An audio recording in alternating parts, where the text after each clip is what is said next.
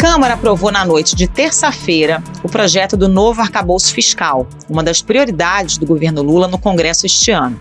O texto, que vai à sanção do presidente, substitui o teto de gastos, adotado por Michel Temer em 2016. Uma das mudanças é a possibilidade do governo elevar as despesas acima da inflação, o que não era permitido pelo teto de gastos. Mas essa expansão está atrelada ao aumento da arrecadação. Haverá ainda metas para a redução do déficit fiscal e o texto projeta um superávit nas contas já em 2025. Passar o arcabouço fiscal era visto como essencial para o governo, ao lado de outras medidas como a reforma tributária aprovada pela Câmara em julho. Ações que miram no aumento da confiança de investidores no país e na abertura de um espaço para novos cortes na taxa de juros pelo Banco Central. Nós votamos a PEC da transição, nós votamos o arcabouço fiscal, o que nós estamos votando agora tão somente são as alterações que o Senado fez e o Parlamento tem feito grande esforço para atender à necessidade do país. O Ao Ponto de hoje fala sobre a aprovação do arcabouço fiscal na Câmara, as mudanças em relação ao texto original e as relações entre o Planalto e o Congresso daqui para frente. Quem conversa com a gente é a repórter Vitória Bel, da sucursal do Globo em Brasília, que também conta os detalhes de outros projetos da área econômica que podem ser votados em breve. Eu sou Carolina Moran. Eu sou o Felipe Barini. O Ao Ponto de 24 de agosto de 2023 está começando. Vem com a gente.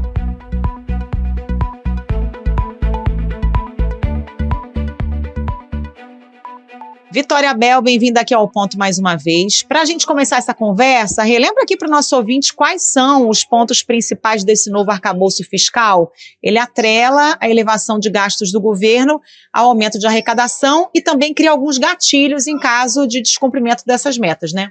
Isso mesmo, Carol. Bom, vamos voltar um pouquinho no teto de gastos, que era um mecanismo que o governo do Michel Temer tinha criado para limitar as despesas do governo. Esse teto de gastos impediu o crescimento das despesas acima da inflação. Então, se qualquer limite acima da inflação, qualquer despesa acima da inflação era desconsiderada, não podia acontecer.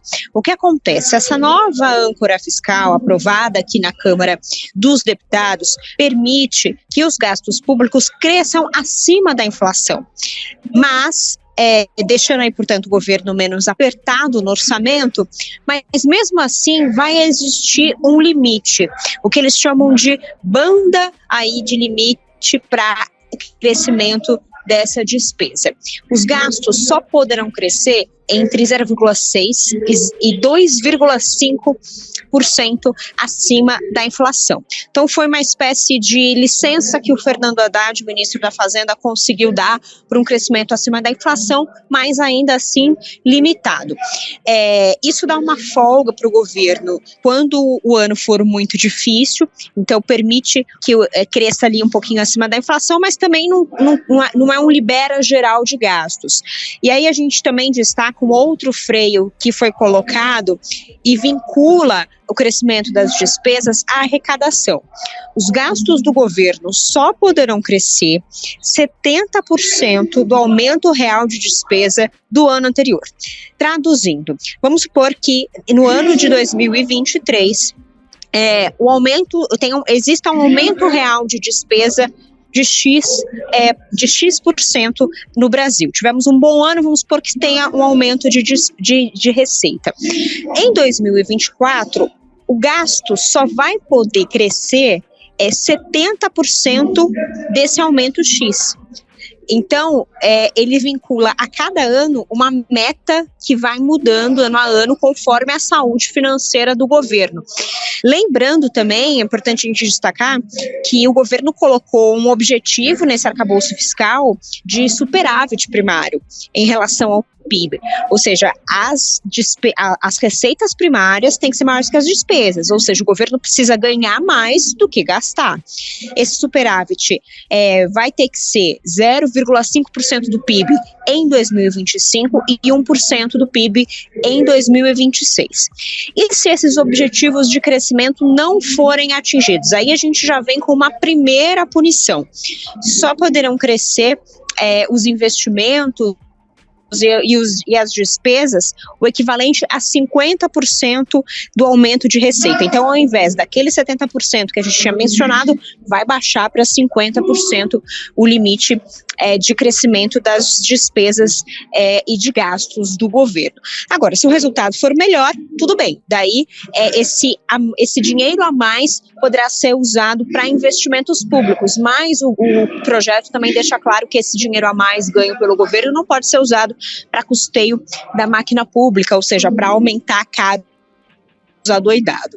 Outros gatilhos que o governo também coloca, caso os limites de gastos sejam extrapolados, são o seguinte: daí a gente já entra na seara da punição.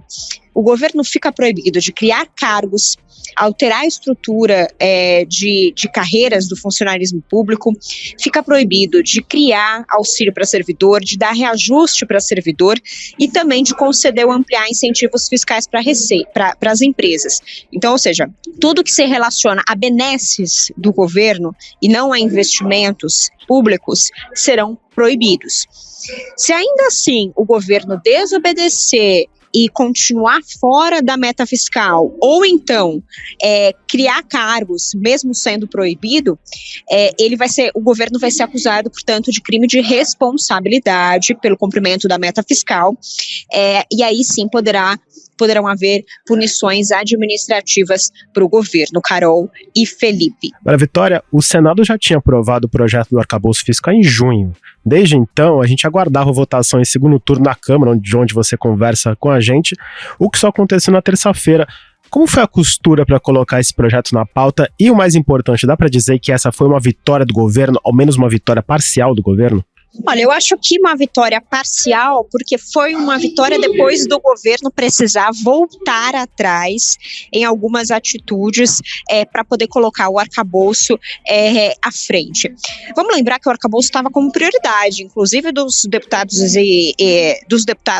aqui, lideranças da Câmara, logo na volta do Congresso. Ele foi aprovado lá no Senado no final do semestre passado. Na volta do recesso, ele seria um dos primeiros temas a ser votados aqui na Câmara dos Deputados. Mas duas coisas que aconteceram causou uma irritação dos líderes partidários, inclusive da base do governo. A gente teve uma fala polêmica do ministro Fernando Haddad na semana passada, em que ele disse ali que a Câmara tinha muito poder, que a Câmara estava exercendo um grande poder, disse isso em uma entrevista. Arthur Lira e os líderes não gostaram dessa fala. E um outro problema que também já estava sendo acumulado, que a gente não fala muito disso, mas que estava ali nos bastidores incomodando os deputados, era uma falta de articulação para colocar as novas medidas provisórias em pauta aqui na Câmara dos Deputados. O governo ele tinha 3 medidas provisórias importantes para serem aprovadas agora em agosto. A do salário mínimo, que deve ser votada hoje, a gente já volta a falar disso, a isenção do imposto de renda, com a taxação de fundos estrangeiros e o reajuste de servidores. O reajuste de servidores já está resolvido, foi aprovado ontem, ou seja, nesta terça-feira na Câmara dos Deputados. Para acelerar o processo, o governo montou as comissões mistas, então o governo mandou essas MPs para o Congresso Nacional, já montou as comissões mistas que tem senadores e deputados, só que ele montou essas comissões sem negociar com os líderes. Isso é possível como? Porque quando a presidência da Câmara do Senado monta essas comissões, existe um mecanismo de indicação automática. Então, automaticamente, líderes partidários viram membros dessas comissões, mas não quer dizer que eles estejam presentes nessas comissões, eles só ficam no sistema. Tanto é que a comissão mista que analisou a MP do salário mínimo foi bastante esvaziada, justamente porque não houve uma articulação com os líderes nem da base do governo. E o que os líderes da base falaram é que o combinado era enviar, por exemplo, a taxação de fundos estrangeiros, os chamados offshores, em um projeto de lei. Só que o que aconteceu? O governo, naquela sede de colocar tudo no mesmo pote, já aprovar logo, o deputado Merlong Solano, do PT, era o relator da MP do salário mínimo, e ele colocou essa proposta de taxação dos fundos estrangeiros dentro da MP do salário mínimo. E os deputados aqui disseram que virou uma arca de Noé, quer dizer, ele misturou os assuntos para colocar tudo numa MP que tem um apelo popular, que é de aumento do salário mínimo, e já aprovar isso logo. Então, os líderes até anteontem, até segunda-feira, falavam, não, mas o governo não conversou isso com a gente, isso não foi acordado, como que eles saem fazendo essa articulação sem conversar com a gente, com um deputado do PT, mas sem conversar com os outros partidos da base. Daí que aconteceu? De segunda-feira para cá, o governo falou, não, gente, tudo bem, vamos dar um jeito, vamos fazer o seguinte, vamos separar, a gente vai tirar essa taxação de fundos estrangeiros da MP do salário mínimo, vocês votam a MP do salário mínimo na Câmara, que é um tema importante para a gente, e depois a gente envia um projeto de lei de fundos, de taxação de fundos estrangeiros, como vocês querem, tudo bem? Tudo bem. Paralelo a isso, o Haddad já tinha pedido desculpa para os deputados daquela fala polêmica que ele tinha dado na semana passada. Então, o clima foi arrefecendo, foi melhorando e permitiu, portanto, que ontem o arcabouço fiscal fosse votado. Nessa terça-feira, na Câmara, já fosse votado o arcabouço fiscal. Pois é, Vitória, a partir da aprovação do arcabouço começa essa corrida do governo para tentar gerar arrecadação, né? Porque, como você disse, de um lado, o Congresso está gerando despesa quando aumenta o salário mínimo, estabelece uma política de valorização do salário mínimo e também faz um reajuste da tabela de isenção do imposto de renda, tudo isso é gasto. O governo queria compensar esse gasto, pelo menos o do imposto de renda, taxando as contas offshore, né, mantidas fora do país. Não teve acordo, isso saiu da medida provisória, agora vai ser apresentado em projeto de lei. Qual o caminho do governo para tentar tapar esse buraco enquanto essa questão não é resolvida aí no Congresso? Pois existe, como o projeto de lei costuma ter uma tramitação mais lenta aqui no Congresso, o presidente Arthur Lira disse que está acordado previamente com o governo a apresentação de uma medida provisória para taxar fundos exclusivos, que também são fundos de super ricos, bilionários, mas que ficam aqui no Brasil e não tem uma taxação igual a taxação que a gente paga ali na poupança, que a gente paga nos investimentos pequenininhos ali no nosso banco, de 15% de imposto de renda. Então, o Lira disse assim, tá, pode mandar a MP, a gente tem fundos exclusivos por aqui, isso já passa a valer agora, e o projeto de lei das offshores vai tramitando com um pouco mais de calma. Essa foi a solução encontrada até essa terça-feira, lembrando que aqui na Câmara dos Deputados tudo pode mudar a qualquer momento, né, Carol? Agora, vamos voltar um pouquinho para o arcabouço. Ele só foi aprovado pela Câmara em primeiro turno, sofreu alterações no Senado e voltou para a Câmara, onde também sofreu alterações. O que mudou nesse processo? Bom, vamos lá. No primeiro turno da Câmara, o relator da proposta, o deputado Cláudio Cajado, do PP, retirou o Fundeb e o fundo do DF, ou melhor, deixou o Fundeb, que é o Fundo de Educação Básica, e o Fundo Constitucional de Distrito Federal, que abastece aqui o DF, dentro do limite fiscal. Também tinha deixado o piso da enfermagem, então aumento para essa categoria dentro dos limites fiscais. O projeto original do governo previa que essas três medidas, esses três gastos, estivessem fora do limite fiscal. Então, eles poderiam crescer sem nenhum tipo de regra. O Cajado foi lá no primeiro turno da Câmara e colocou isso dentro do limite fiscal. Vão ter que crescer dentro da regra estabelecida. Quando o texto foi para o Senado, os senadores colocaram de fora do limite novamente o Fundeb e o fundo do DF. Então, eles voltaram a colocar esses gastos sem que eles precisassem seguir as regras do arcabouço fiscal. Além disso, eles também deixaram gastos com ciência e tecnologia fora dos limites fiscais.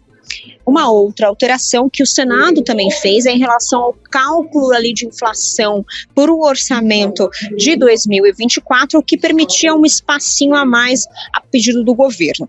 Só que o que aconteceu? De volta à Câmara, o deputado Cláudio Cajado decidiu, junto com os líderes aqui da Câmara, manter o Fundeb e o fundo do DF fora do limite dos gastos fiscais. Então, o Fundeb e o fundo DF vão poder crescer fora das regras estabelecidas, mas ele deixou ciência e tecnologia dentro das regras do arcabouço fiscal e também eliminou essa mudança no cálculo de inflação que tinha sido feito pelo Senado.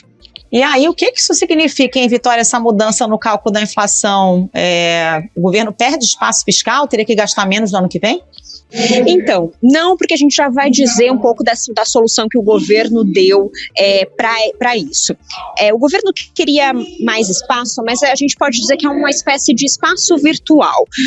O governo cria uma previsão de gastos a mais no orçamento, mas esses gastos a mais só iriam se consolidar no ano que vem se tivesse um aumento de receita. Então, tudo seria condicionado, né? Seria só uma rubrica ali no orçamento, mas condicionada a um aumento de inflação.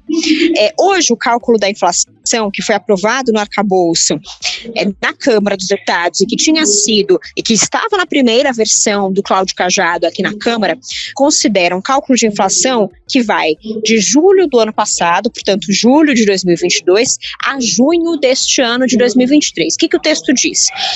Que a inflação a ser considerada para reajustes de orçamento será calculada nos 12 meses encerrados em julho do ano anterior ao orçamento. Esse é o texto que está no arcabouço fiscal. O que acontece? Para o ano de 2024, o governo estava temendo que o segundo semestre do ano de 2023 tivesse um resultado melhor de inflação. Então, o que o governo dizia? Não, mas a gente vai conseguir uma folga maior, um aumento de inflação e, portanto, um aumento do orçamento se a gente considerar o segundo semestre de 2023, porque os resultados vão ser maiores, a inflação vai ser maior. Se a gente deixar só o cálculo até julho de 2023, a gente vai ficar muito apertado.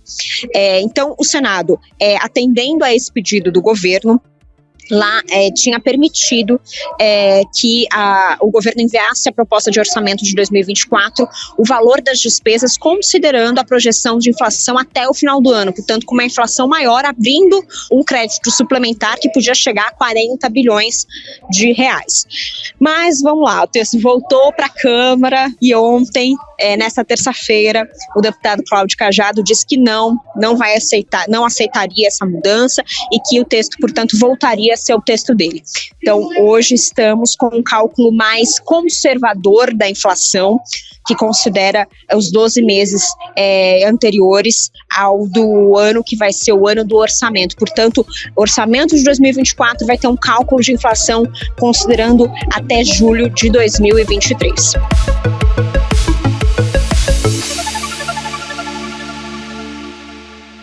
A Câmara, no dia de ontem, com os técnicos do governo, dirimiu essas dúvidas e os impactos técnicos que isso teria. E o governo não teria absolutamente nenhum prejuízo com a rejeição desta emenda, porque já estava assegurado na LDO, que, aliás, é matéria da LDO. Com isso, nós asseguramos que o governo possa enviar até o final desse mês o orçamento com essa despesa condicionada como o governo desejava.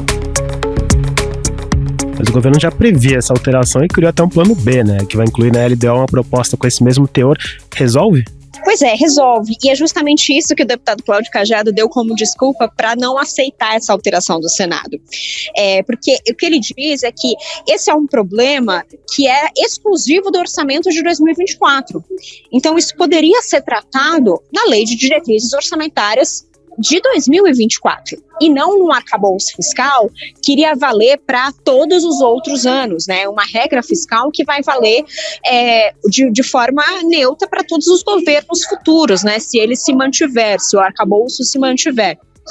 Então, não caberia colocar uma exceção dentro do arcabouço fiscal, mas sim colocar essa permissão na Lei de Diretrizes Orçamentárias de 2024.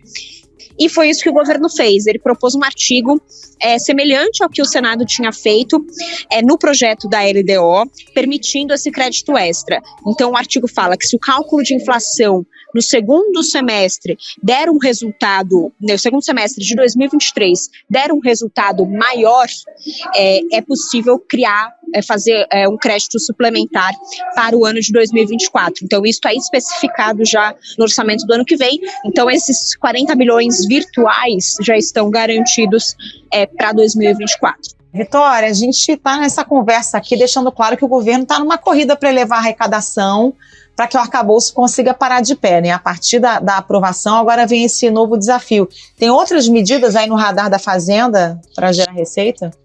Olha, além dessas MPs e projetos de lei que a gente conversou, da taxação dos super ricos, taxação de offshores, que são pontos aí relevantes para o governo, eu destacaria a MP, a medida provisória das apostas esportivas, que é a taxação das chamadas bets, que a gente ouve propaganda o tempo todo das empresas, dos sites de apostas esportivas. O que acontece? Provavelmente, muito provavelmente, essa medida provisória vai cair e vai virar um projeto de lei. Mas, de qualquer forma, por que ela é importante? Ela tem uma previsão de geração de até 12 bilhões de reais para o governo ao ano. E, de certa forma, tem uma aceitação boa aqui na Câmara dos Deputados, porque ninguém nega que é preciso regularizar as atividades das bets aqui no Brasil. Então, não deve ser um tema difícil de ser tratado. Mas por que os deputados querem que isso vire um projeto de lei? Para ter um controle maior do que for colocado dentro desse projeto. O que os deputados garantem é que o projeto de lei vai ter as mesmas diretrizes que a medida provisória já tem, como, por exemplo, uma taxação de 18% sobre a receita bruta das empresas de bets. E, além disso, também, essas empresas, quando começarem a operar de forma regular no Brasil, vão ter que também pagar uma outorga de até 30 milhões de reais para o governo, como se fosse uma espécie de taxa-licença para a entrada das atividades aqui no Brasil. Vitória, essa aprovação aconteceu no meio de uma negociação bem tensa, inclusive, do governo e do Congresso para costurar a base de apoio do presidente Lula na Câmara e no Senado. A gente termina aqui o episódio, essa conversa, com aquela pergunta simples que eu gosto de deixar para o final. A aprovação do arcabouço indica que outras pautas também devem passar? Olha, eu acho que indica uma melhora no ambiente em relação às semanas anteriores, quando a gente tinha uma irritação dos líderes nessa volta do recesso, quando o governo de afogadilho queria pautar MP no braço, ali na força. Daí veio a fala polêmica do ministro Fernando Haddad. Então, o Fernando Haddad, depois de pedir desculpa, autorizou que a Fazenda desse esse sinal de que uma das MPs, uma das medidas provisórias da offshores, que é uma das mais polêmicas, virasse projeto de lei. Então, uma indicação de que, olha, nós vamos deixar essa discussão para os deputados com mais tempo. Então, nessas últimas semanas, houve uma indicação de melhora no ambiente. Resta saber o que vai acontecer nas semanas seguintes e nos meses seguintes aqui na Câmara dos Deputados e também no Senado Federal.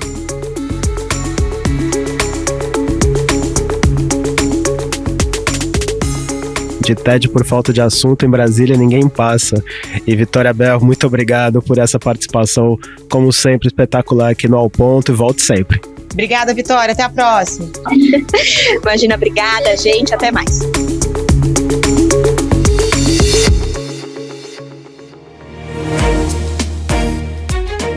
Esse foi o Ao Ponto de hoje, o podcast diário da redação do Globo. Nessa conversa a gente conta com a participação de toda a equipe do jornal, as mesmas pessoas que levam até você informação e análise de qualidade todos os dias. Quer saber mais? Assine o Globo. Acesse assineoglobo.com.br e confira todas as notícias e reportagens especiais. A produção foi de Pedro Guimarães e a edição de João Guilherme Lacerda. Até mais. Até mais.